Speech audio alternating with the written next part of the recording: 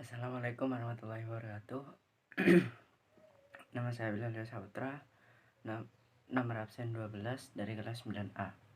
Di sini saya akan menjelaskan tentang pengertian coronavirus, masa inkubasi coronavirus, dan dampak dari coronavirus tersebut. Pengertian COVID-19.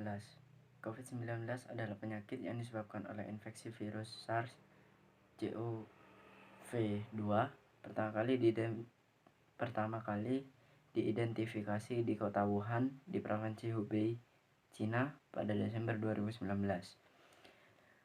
COVID-19 sebelumnya dikenal sebagai novel 201, novel coronavirus, penyakit pernafasan, sebelum Organisasi Kesehatan Dunia (WHO) menyatakan nama resmi sebagai COVID-19 di bulan Februari. Masa inkubasi. Masa inkubasi berarti waktu antara terinfeksi virus dan mulai memiliki gejala penyakit. Sebagian besar perkiraan masa inkubasi untuk COVID-19 berkisar antara 1-14 hari. Paling umum sekitar 5 hari. Perkiraan ini akan diperbarui saat lebih banyak data tersedia menurut WHO. Headline menyebutkan, menurut laporan baru-baru ini, lebih dari 97% orang yang terkena coronavirus menunjukkan gejala dalam 11,5 hari setelah terpapar. Masa inkubasi rata-rata tampaknya sekitar 5 hari. Namun, perkiraan ini dapat berubah saat ahli mempelajari lebih lanjut tentang virus. Bagi banyak orang, gejala COVID-19 dimulai sebagai gejala ringan dan secara bertahap menjadi lebih buruk selama beberapa hari. Gejala-gejala klinis. Gejala infeksi virus corona bisa muncul dalam waktu 2-14 hari setelah terpapar virus corona. Tetapi, kebanyakan penderita COVID-19 merasakan gejala setelah 11-12 hari. Gejala yang terjadi di minggu pertama biasanya ringan. Berikut ini adalah gejala COVID-19 yang biasanya muncul di minggu pertama.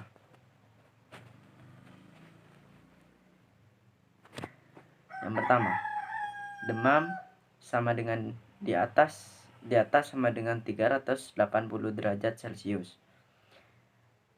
Yang pertama, demam kurang lebih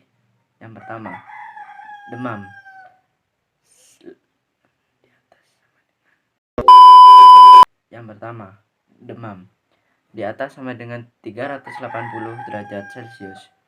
Yang kedua, kelelahan atau lemas. Yang ketiga, batuk tidak berdahak. Yang keempat, pegal-pegal di persendian. Yang lima, tidak nafsu makan. Sesak nafas bisa muncul di akhir minggu pertama, tetapi umumnya sesak napas mulai dirasakan mengganggu di minggu kedua karena sama-sama disebabkan oleh virus yang menyerang saluran pernafasan.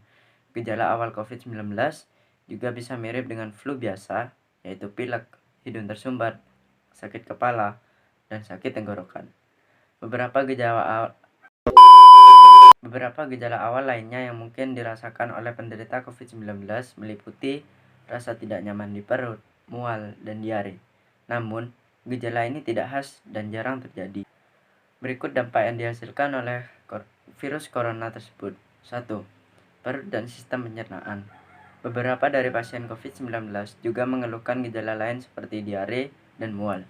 Meskipun gejala ini agak jarang terdengar dibandingkan keluhan sakit paru-paru. Nomor 2, jantung dan sistem peredaran darah.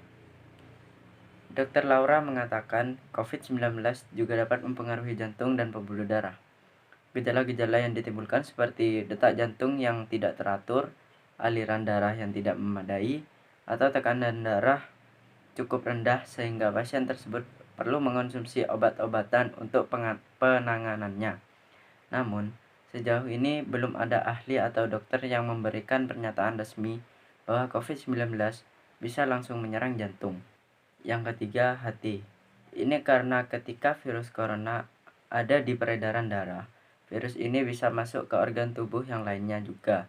Sebuah jurnal penelitian di situs The Lancet menemukan data-data adanya kerusakan hati pada pasien virus COVID-19.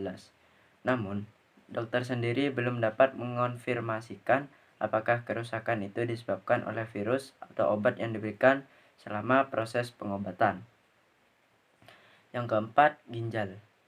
Beberapa pasien corona di Wuhan, Tiongkok, ikut mengalami gagal ginjal akut. Kondisi ini bisa disebabkan karena saat penderita COVID-19 mengalami pneumonia, sirkulasi oksigen pun ikut terganggu dan biasanya menyebabkan kerusakan pada ginjal.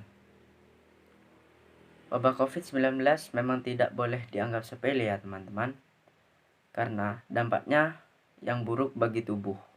Oleh karena itu, mari kita cegah dengan mengonsumsi makan makanan yang sehat dan bergizi, seimbang, jaga kebersihan dengan rajin mencuci tangan, dan lakukan upaya pencegahan dengan melakukan social distancing ya.